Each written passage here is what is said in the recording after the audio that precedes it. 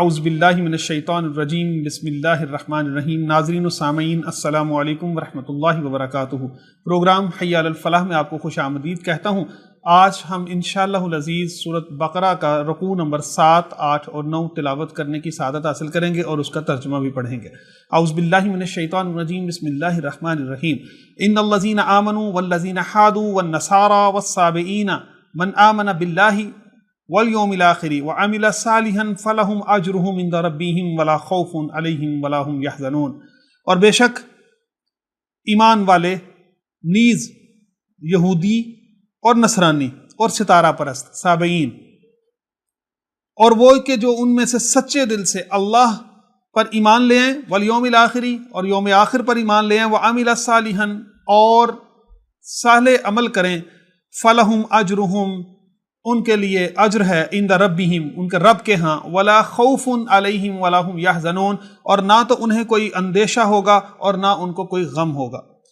یعنی یہود و نصارہ بھی اگر توبہ کر لیں، اپنے سابقہ اعمال بد سے تائب ہو جائیں، رجوع الی اللہ کر لیں، تو پھر وہ بھی مومنین کی طرح اسی صف میں کھڑے ہو جائیں گے جن کے بارے میں اللہ نے ارشاد فرمایا کہ نہ انہیں کوئی خوف ہوگا اور نہ انہیں کوئی غم ہوگا۔ وَإِذْ أَخَذْنَا مِيثَاقَكُمْ وَرَفَعْنَا فَوْقَكُمُ الطُّورَ، اور جب ہم نے تم سے عہد لیا اور تم پر طور کو اونچا کیا، خُذُوا مَا آتَيْنَاكُمْ بِقُوَّةٍ وَاذْكُرُوا مَا فِيهِ لَعَلَّكُمْ تَتَّقُونَ، تو جو کچھ ہم تم کو دیتے ہیں زور سے اور اس کے مضمون یعنی اس کا ذکر یاد کرو اس امید پر کہ تمہیں پرہیزگاری ملے۔ ناظرین، یہ واقعہ اس طرح سے ہے کہ جس طرح یہود جو کہ اللہ کی بارگاہ میں جھکتے نہیں تھے، تو اللہ تبارک و تعالیٰ نے ان کو ڈرانے کی خاطر اور اپنی طاقت کا اظہار کرنے کی خاطر کوہ طور کو ان کے سروں پر بلند کر دیا۔ تو اللہ فرماتے کہ یاد کرو اس وقت، اور یہ اس لیے تھا کہ تاکہ تم فلاح پا جاؤ، تاکہ تم متقی ہو جاؤ۔ ثم تولیتم من بعد ذلک فلولا فضل اللہ علیکم ورحمتہ لکنتم من الخاسرین، اور پھر اس کے بعد تم پھر گئے، یعنی اس وقت سجدہ تو کر لیا، ایک گال سے سجدہ کیا، ایک آنکھ سے اوپر آسمان کی طرف طور کو دیکھتے رہے، سجدہ تو کیا لیکن تم پھر گئے، اور اگر یہ اللہ کا فضل اور اس کی رحمت تم پر نہ ہوتی تو تم کبھی بھی لکنتم من الخاسرین، تم خسارہ پانے والوں میں سے ہی ہوا کرتے۔ وَلَقَدْ عَلِمْتُمُ الَّذِينَ اعْتَدُوا مِنْكُمْ فِي السَّبْتِ فَقُلْنَا لَهُمْ كُونُوا قِرَدَةً خَاسِئِينَ، اور بے شک ضرور تمہیں معلوم ہے کہ تم میں کہ وہ جنہوں نے ہفتہ میں سرکشی کی تو ہم نے ان سے فرمایا کہ ہو جاؤ دھتکارے ہوئے بندر۔ یہ ناظرین واقعہ کچھ اس طرح سے ہے کہ اللہ تبارک و تعالیٰ نے اس قوم کو منع فرمایا کہ ہفتہ کے دن شکار نہیں کریں گے، تو انہوں نے کیا کیا کہ جمعہ کے دن چھوٹے چھوٹے تالاب میں نالیوں کے ذریعے سے اس کو بنا کر، تو اس میں جمعہ کے دن وہ مچھلیوں کو قید کر لیتے، پکڑتے نا ہفتے والے دن، اور پھر اتوار والے دن اس کو پکڑ لیتے۔ تو یہ اس پر یہ وعید نازل ہوئی، آیت نازل ہوئی کہ بے شک جب تم لوگوں نے ہفتہ میں سرکشی کی تو پھر ہم نے فرمایا کہ تم دھتکارے ہوئے بندر بن جاؤ۔ فَجَعَلْنَاهَا نَقَالًا لِمَا بَيْنَ يَدَيْهَا وَمَا خَلْفَهَا وَمَوْعِظَةً لِلْمُتَّقِينَ، تو ہم نے اس بستی کا یہ واقعہ اس کے آگے اور پیچھے والوں کے لیے عبرت کر دیا اور پرہیزگاروں کے لیے یہ نصیحت ہے۔ وَإِذْ قَالَ مُوسَىٰ لِقَوْمِهِ، اور جب موسیٰ نے اپنی قوم سے فرمایا إِنَّ اللَّهَ يَأْمُرُكُمْ أَن تَذْبَحُوا بَقَرَةً، تو خدا تمہیں حکم دیتا ہے کہ گائے کو ذبح کرو۔ قَالُوا أَتَتَّخِذُونَا هُزُوًا، تو بولے کہ آپ ہمارے ساتھ مذاق کرتے ہیں۔ قَالَ، تو موسیٰ علیہ السلام نے فرمایا اعوذ باللہ ان اکون من الجاہلین، میں خدا کی پناہ مانگتا ہوں کہ میں جاہلوں میں سے ہوں، یعنی میں اللہ کی پناہ مانگوں، خدا نہ خواستہ کہیں میں جاہلوں سے نہ ہو جاؤں۔ یعنی اس کا مطلب یہ تھا کہ میں تم سے مذاق نہیں کر رہا، بلکہ یہ واقعی اللہ کا حکم ہے کہ اللہ فرماتے ہیں گائے ذبح کرو۔ اور ناظرین، یہ گائے کا واقعہ اسی واقعے کی وجہ سے اس سورہ کا نام بھی سورۃ بقرہ رکھا گیا۔ قالوا ادع لنا ربک یبین لنا ما ہی، تو بولے اپنے رب سے دعا کیجئے کہ وہ ہمیں بتا دے گائے کیسی ہو۔ قال، کہا انہ یقول، اللہ فرماتے ہیں انہا بقرۃ، کہ وہ گائے ہے، لا فارض، نہ وہ بوڑھی ہے، ولا بکر، اور نہ ہی ادسر ہے، نہ ہی کم عمر کی ہے، اوان بین ذالک، وہ ان کے درمیان کی عمر کی ہے، فافعلوا ما تؤمرون، تو کرو جیسا کہ تمہیں اللہ نے حکم دیا ہے۔ قالوا ادع لنا ربک یبین لنا ما لونھا، تو بولے اپنے رب سے دعا کیجئے ہمیں بتا دیجئے کہ اس کا رنگ کیسا ہو۔ قال، کہا انہ یقول، اللہ فرماتے ہیں انہا بقرۃ صفراء، اس کی رنگت دہدہاتی ہوگی، زرد رنگ کی ہوگی، فاقع لونھا تسر الناظرین، اور دیکھنے والوں کو خوشی دیتی ہوگی۔ قالوا ادع لنا ربک یبین لنا ما ہی، تو بولے اپنے رب سے دعا کیجئے کہ ہمارے لیے صاف صاف بیان کرے کہ وہ گائے کیسی ہو. ان البقرہ تشابہ علینا، بے شک ہمیں اس گائے کے معاملے میں شبہ پڑ گیا ہے. وَإِنَّا إِن شَاءَ اللَّهُ لَمُهْتَدُونَ، اور اگر اللہ چاہے گا تو ہم ضرور راہ پا جائیں گے. قَالَ إِنَّهُ يَقُولُ إِنَّهَا بَقَرَةٌ لَا ذُلُولٌ تُثِيرُ الْأَرْضَ وَلَا تُسْقِي الْحَرْثَ مُسَلَّمَةٌ لَا شِيَةَ فِيهَا. تو کہا کہ وہ فرماتے ہیں کہ وہ ایک گائے ہے جس سے خدمت نہیں لی جاتی، کہ زمین جوتے اور نہ کھیتی کو پانی دے، اور بے عیب ہے جس میں کوئی داغ نہیں. مُسَلَّمَةٌ لَا شِيَةَ فِيهَا، اس میں کوئی عیب نہیں ہے. قَالُوا الْآنَ جِئْتَ بِالْحَقِّ، تو بولے کہ ہاں اب ٹھیک بات لائے ہیں. فَذَبَحُوهَا وَمَا كَادُوا يَفْعَلُونَ، تو اسے ذبح کیا اور وہ ذبح کرتے ہوئے معلوم تو نہ ہوتے تھے. ناظرین، یہ واقعہ کچھ اس طرح سے کہ ایک نیک شخص جس نے اللہ تبارک و تعالیٰ کے سپرد امانتاً ایک گائے کا بچڑا جو ہے وہ جنگل میں چھوڑ دیا. تو پھر کیا ہوا کہ اس کی والدہ کو اس بات کا علم تھا. جب وہ بچہ جوان ہوا تو اس نے بتایا کہ جاؤ جنگل میں جا کر وہ امانت کو طلب کرو کہ تمہارے والد نے اللہ تبارک و تعالیٰ کی سپردگی میں، امانت میں وہ گائے چھوڑ دی تھی. جب اس نے پکارا تو وہ گائے آ گئی. اور دوسری طرف معاملہ کچھ اس طرح کا تھا کہ بنی اسرائیل کی قوم میں ایک قتل ہوا جس کا آگے تذکرہ آئے گا، تو اس کا پتہ نہیں چلتا تھا کہ وہ اس کا قاتل کون ہے. سب ایک دوسرے پر الزام تراشی کرتے تھے. تو پھر اللہ تبارک و تعالیٰ نے فرمایا کہ وہ گائے کو ذبح کرو اور اس کی ہڈی کو جب تم اس مردے پر لگاؤ گے تو وہ خود بول کے تو اپنے قاتل کا نام بتائے گا. اور پھر ایسا ہی ہوا. اور یہ سورۃ بقرہ میں جو واقعہ ہے وہ کچھ اس طرح سے ہے کہ اس کی والدہ نے کہا کہ جاؤ اس گائے کو بازار میں 3 درہم میں بیچ آؤ، جو اس وقت رائج الوقت اس کی قیمت تھی. تو ایک شخص نے اس کی قیمت 6 درہم لگائی. تو اس نے کہا کہ میں اپنی والدہ سے پہلے پوچھاؤں. جب اس نے والدہ سے پوچھا اور والدہ نے اجازت دی تو پھر اسے جو خریدار ملا اس نے اس کی 12 درہم جو ہے وہ قیمت لگا دی. تو 12 دینار اس کی قیمت لگائی. تو اس میں پھر کیا ہوا کہ اس نے پھر وہ نہ دی.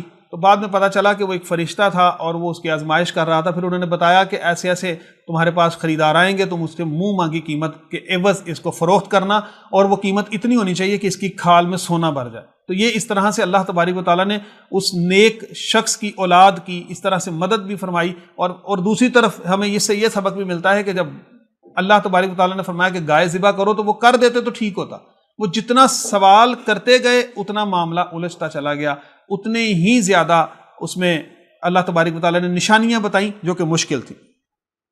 وَإِذْ قَتَلْتُمْ نَفْسًا فَادَّرَأْتُمْ فِيهَا، اور جب تم نے خون کیا تو ایک دوسرے پر اس کی تہمت ڈالنے لگے. وَاللَّهُ مُخْرِجٌ مَا كُنْتُمْ، اور اللہ کو ظاہر کرنا تھا كُنْتُمْ تَكْتُمُونَ، جو تم چھپاتے تھے. فَقُلْنَا اضْرِبُوهُ بِبَعْضِهَا، تو ہم نے فرمایا کہ اس مقتول کو، اس گائے کا ایک ٹکڑا مارو. كَذَلِكَ يُحْيِي اللَّهُ الْمَوْتَى، اور اللہ یوں ہی مردہ جلائے گا، مردوں کو زندہ کرے گا. وَيُرِيكُمْ آيَاتِهِ لَعَلَّكُمْ تَعْقِلُونَ، اور اللہ اپنی نشانیاں تمہیں دکھاتا ہے تاکہ تم عقل کرو. ثُمَّ قَسَتْ قُلُوبُكُم مِّن بَعْدِ ذَلِكَ فَهِيَ كَالْحِجَارَةِ أَوْ أَشَدُّ قَسْوَةً، پھر اس کے بعد تمہارے دل سخت ہو گئے تو وہ پتھروں کی مثل ہیں، بلکہ ان سے بھی زیادہ سخت. وَإِنَّا مِنَ الْحِجَارَةِ لَمَا يَتَفَجَّرُ مِنْهُ الْأَنْهَارُ، اور پتھروں میں کچھ تو وہ ہیں جن سے ندیاں بہہ نکلتی ہیں.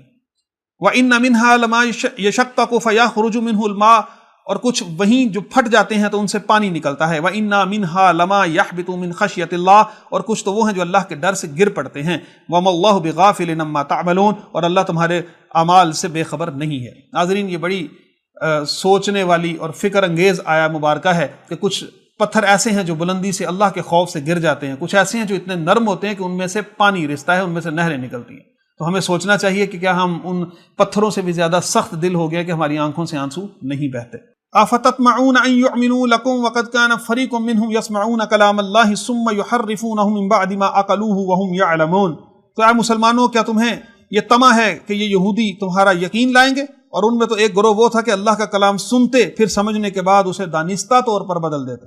وَإِذَا لَقُوا الَّذِينَ آمَنُوا، اور جب مسلمانوں سے ملیں تو کہیں قَالُوا آمَنَّا، وہ کہتے ہیں ہم ایمان لائے.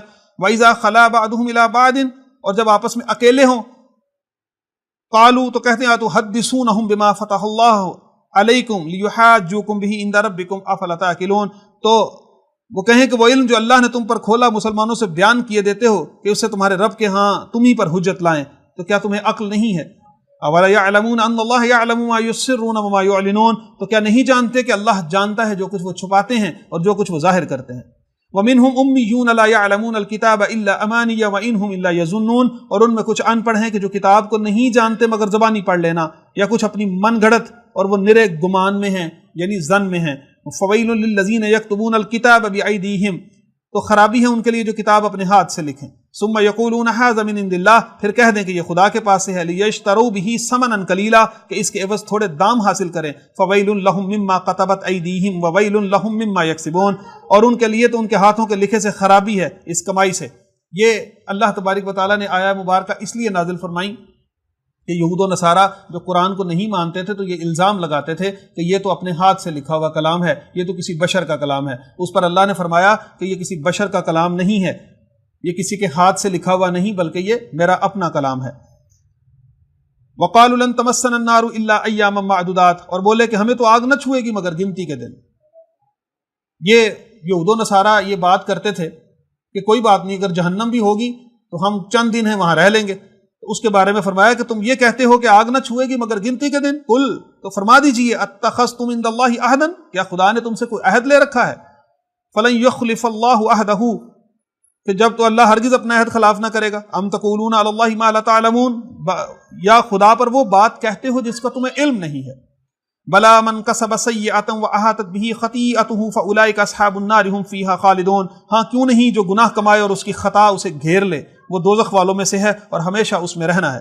والذین آمنوا وعملوا الصالحات اولئک اصحاب الجنۃ هم فیہا خالدون، اور جو ایمان لائے اور اچھے کام کیے تو وہ جنت والے ہیں اور انہیں ہمیشہ اس میں رہنا ہے۔